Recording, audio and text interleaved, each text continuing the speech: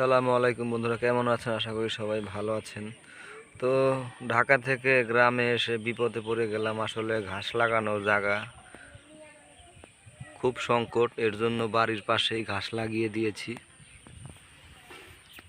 তো কালকে এই ঘাসগুলো লাগাইছি।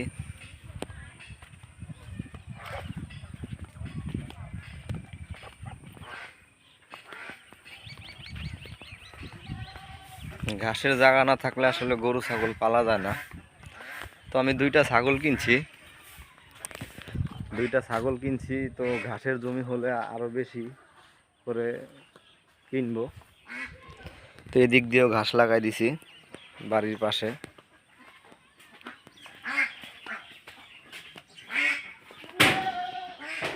এটা আমাদের গরুর ঘর। এখানে অল্প কিছু হাঁস পালি, 4টা রাজহাঁস আছে, দেশি হাঁস, পাতি হাঁস আছে। তো ইচ্ছা আছে বড় পরিসরে গরু ছাগল পালন করব। ঘাসের জমি হলে আমার জন্য দোয়া করবেন। তো এখনো ঈদের পরে আজকে 2 দিন, তো এখনো অনেক শীত, হালকা হালকা কুয়াশা আছে।